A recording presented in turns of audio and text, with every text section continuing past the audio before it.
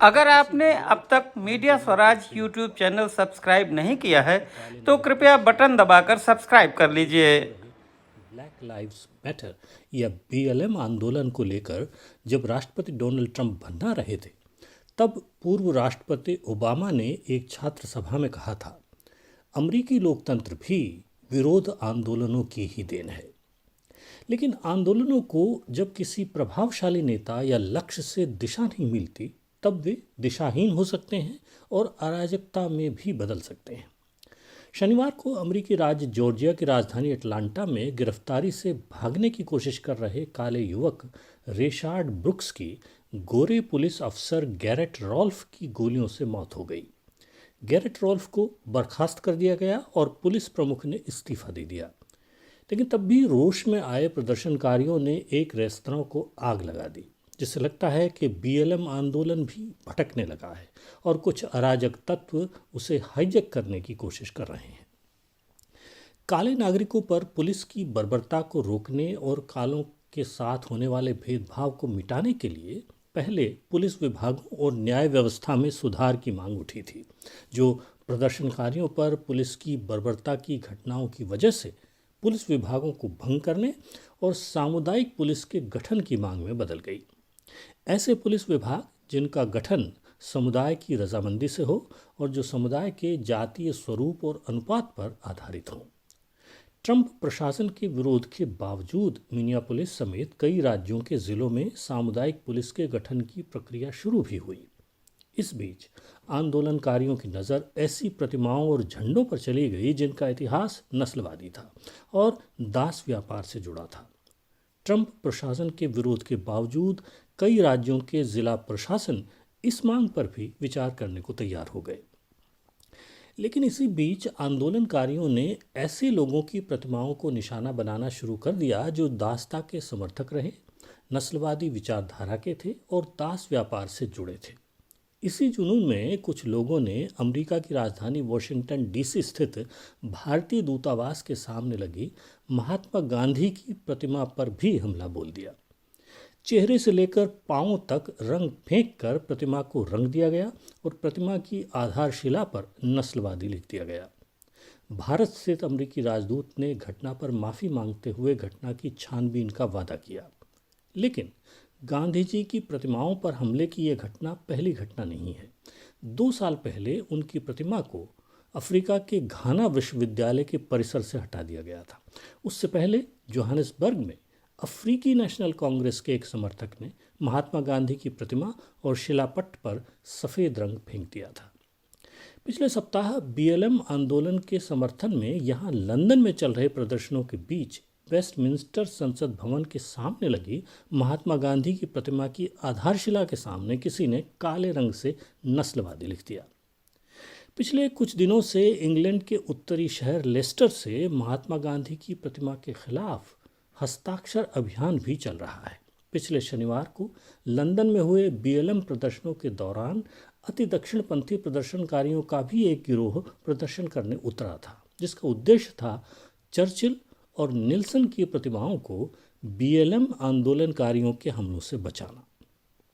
हैरत की बात है कि नस्लवादी विचारधारा वाले चर्चिल और निल्सन की प्रतिमाओं की रक्षा के लिए तो लोग आए, लेकिन महात्मा गांधी की प्रतिमा को नस्लवादी नारा लिखने वाले से बचाने के लिए कोई आगे नहीं आया। आप कह सकते हैं जिन्हें चर्चिल, निल्सन और गांधी जी के बीच फर्क नज़र ना आता हो, उनसे ऐसी उम्मीद रखना ही भूल है। गांधी जी की प्रतिमाओं पर हमले का चलन अफ्रीका, अमेरिका और यहाँ लंदन में ही नहीं, भारत में भी बढ़ा है। लोगों को अब अंबेडकर और लोहिया ज़्यादा बड़े नेता नज़र आने लगे हैं।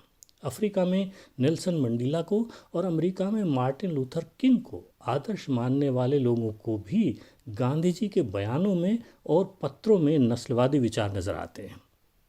हर नेता की अपनी खूबियां हैं और कमियां भी हैं, लेकिन एक बात निर्विवाद है, अपनी कथनी, करनी और विचारों को जीवन में ढाल कर दिखाने वाला नेता दुनिया में गांधी जी के सिवा कोई नहीं हुआ है।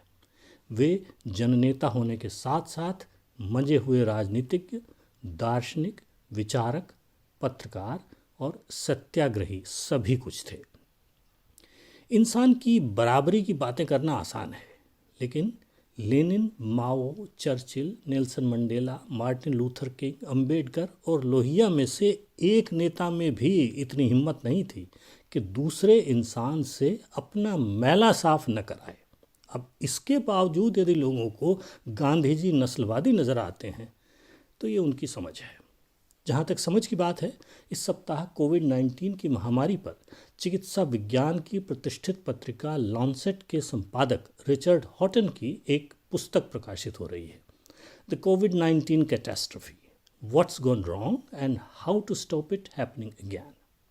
अपनी इस बेबाक पुस्तक में रिचर्ड हॉटन ने कोविड-19 महामारी की रोकथाम के ब्रितानी सरकार के प्रयासों को वर्तमान युग में विज्ञान नीति की सबसे बड़ी नाकामी बताया है। उनका कहना है कि महामारी की रोकथाम के लिए बनाए गए आपातकालीन विज्ञान सलाहकार दल सेज ने सरकार की जन प्रचार शाखा की भूमिका निभाने के अलावा कुछ नहीं किया। सलाहकार दल सेज के साथ साथ उन्होंने ब्रितानी रॉयल कॉलेजों, चिकित्सा विज्ञान अकादमियों, ब्रिटिश चिकित्सा संगठन और पब्लिक हेल्थ इंग्लैंड को भी महामारी की गंभीरता के बारे में मुखरता से न बोलने के लिए आड़े हाथों लिया है। रिचर्ड हॉटन अपनी साफ गोई के लिए जाने जाते हैं। वे त्वचा के कैंसर, मेलानोमा की चौथी और चरम अवस्था से जूझ रहे हैं और थोड़े ही समय के मेहमान हैं, इसलिए उनकी आलोचना खासा वजन रखती है। उनका कहना है कि ब्रितानी चिकित्सा संस्थाओं ने विश्व स्वास्थ्य संगठन की जन स्वास्थ्य आपदा की चेतावनी को पूरी गंभीरता से नहीं लिया। हालांकि विश्व स्वास्थ्य संगठन पर भी चेतावनी जारी करने में देरी करने के आरोप लगते रहे हैं, लेकिन विश्व स्वास्थ्य संगठन ने कोविड-19 को फरवरी में ही जन स्वास्थ्य आपदा घोषित कर दिया था। लॉन्सेट में रिचर्ड हॉटन भी जनवरी के महीने से ही महामारी की गंभीरता के बारे में लिखते आ रहे थे। ब्रितानी चिकित्सा संस्थाएं महामारी की गंभीरता का अंदाज़ा लगाने के लिए चीनी चिकित्सा संस्थाओं से सीधा संपर्क भी कर सकती थी, लेकिन न तो चिकित्सा संस्थाओं ने ऐसा कुछ किया और न ही सरकार ने किसी की बात सुनी। रिचर्ड हॉटन का कहना है कि चिकित्सा संस्थाओं और सलाहकारों के दब्बूपन और सरकार की लापरवाही की वजह से लॉकडाउन लगाने में 3 से 4 हफ्तों की देरी हुई। महामारी की गंभीरता को और उससे बचाव करने के लिए मास्क, दस्ताने और गाउन जैसी पीपीई उपकरणों के महत्व को न समझ पाने के कारण सरकार समय रहते बचाव के लिए ज़रूरी साधन नहीं जुटा पाई। इस भूल की कीमत हज़ारों लोगों को अपनी जान देकर चुकानी पड़ी। रिचर्ड हॉटन का मानना है कि समय रहते कदम उठा लिए जाते तो ब्रिटेन में मारे गए 41,700 लोगों में से कम आधे लोगों की जानें बचाई जा सकती थी। ब्रिटेन ने अंतर्राष्ट्रीय उड़ानें बंद करने और बड़े शहरों में सार्वजनिक यातायात को बंद करने में बहुत देर की है। लॉन्सेट के संपादक की यह आलोचना केवल ब्रितानी सरकार और उसकी चिकित्सा संस्थाओं पर ही नहीं, बल्कि अमेरिका, ब्राज़ील, इटली, स्पेन, रूस और भारत जैसे और भी बहुत से ऐसे देशों पर खरी बैठती है जो बुरी तरह महामारी का शिकार हुए हैं। मिसाल के लिए कहीं दूर जाने की ज़रूरत नहीं है। इटली और ग्रीस दोनों आमने सामने के देश हैं। बीच में संकरासा एड्रियाटिक सागर पड़ता है। इटली में लॉकडाउन करने में देरी और टेस्ट, ट्रेस, आइसोलेट करने की प्रक्रिया में देरी होने की वजह से 2,36,651 लोगों को महामारी लगी और 34,301 लोग मारे गए, जबकि ग्रीस में समय रहते मुस्तैदी से कदम उठाने के कारण केवल 3,121 लोगों को बीमारी लगी और 183 लोग ही मारे गए। इटली की आबादी ग्रीस से 6 गुना है, लेकिन ग्रीस आर्थिक मामले में इटली से बहुत कमज़ोर है और उसकी अर्थव्यवस्था भी पूरी तरह पर्यटन पर आश्रित है। महामारी के खतरे को समय रहते भांपने और चेतावनियों से सजग होकर तत्काल कदम उठाने के बावजूद वही देश रोकथाम में कामयाब रहे हैं जहां सामाजिक और राजनीतिक मतभेदों के कारण लोग बहुत बटे हुए नहीं थे और सब ने मिलजुल कर महामारी का सामना किया। इसीलिए न्यूजीलैंड, वियतनाम, ताइवान और दक्षिण कोरिया महामारी की रोकथाम में कामयाब रहे, जबकि अमेरिका, ब्राज़ील, ब्रिटेन और भारत बुरी तरह नाकाम।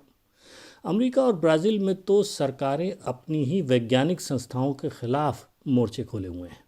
पार्टी विचारधाराओं को लेकर देश के लोग इतने बटे हुए हैं कि एक दूसरे के खिलाफ काम कर रहे हैं। ब्राज़ील में हालात इतने ख़राब हो चुके हैं कि अस्पतालों और मरघटों में जगह नहीं है। राष्ट्रपति जाइर बोल्सोनारो को कोविड-19 महामारी अपनी ही सरकार के खिलाफ साजिश नज़र आती है। इसलिए सरकार ने अब महामारी से मरने वालों और बीमार होने वालों की सूचना देना तक बंद कर दिया। पेरू, चिली और मेक्सिको के हालत भी गंभीर है। लोग चीन में मरने वालों की संख्या पर सवाल उठाते रहे हैं, लेकिन चीन सही गलत सूचना तो देता रहा है। रूस में पता ही नहीं लग पा रहा है कि कितने लोग कहाँ मर रहे हैं।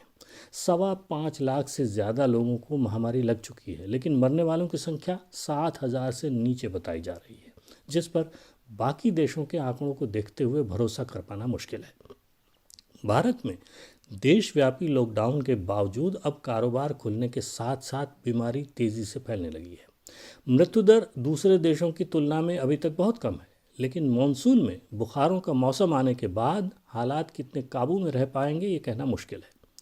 सरकार ने यदि प्रवासी कामगारों की समस्या का समय रहते हल करते हुए फरवरी में लॉकडाउन किया होता तो शायद हालात कुछ बेहतर होते, लेकिन देश में राजनीतिक कड़वाहट इतनी है और लोगों की आपाधापी की आदतें इतनी ख़राब हैं कि ये सब कर लेने पर भी कितनी रोकथाम हो पाती ये कह पाना मुश्किल है। कुल मिलाकर होता वही नज़र आ रहा है जिसका डर था। अमीर और विकसित देशों के बाद अब महामारी ने गरीब और विकासशील देशों को दबोच लिया है। भारत, ब्राज़ील, रूस, मेक्सिको, दक्षिण अफ्रीका, पाकिस्तान, बांग्लादेश और नाइजीरिया ये सब बड़ी आबादियों वाले कम विकसित देश हैं, जहाँ की स्वास्थ्य सेवाएं महामारी से बीमार पड़ने वाले लोगों के बोझ से चरमरा सकती हैं। उससे भी बड़ा बोझ अर्थव्यवस्था को हुए नुकसान का है। अमेरिका, यूरोप और जापान तो आसान दरों पर बाजार से कर्जे उठाकर अर्थव्यवस्था को मंदी के दौर से निकाल ले जाएंगे, लेकिन ब्राज़ील, भारत, रूस, दक्षिण अफ्रीका और नाइजीरिया जैसे देशों को डॉलर में कर्जे लेकर अपनी मुद्रा के घटते दामों की वजह से ऊंची दरों पर भुगतान करने होंगे। इंद्र सराजी का शेर है, जिसका डर था वही हुआ यारो, वो फ़कत हमसे ही खफा निकला। नमस्कार। सुनने के लिए शुक्रिया। पसंद आया हो तो कृपया लाइक करें और मित्रों से शेयर भी करें। अपनी टिप्पणी लिखें और नियमित वीडियो अपडेट पाने के लिए मीडिया स्वराज यूट्यूब चैनल को सब्सक्राइब भी करें। जय जगत।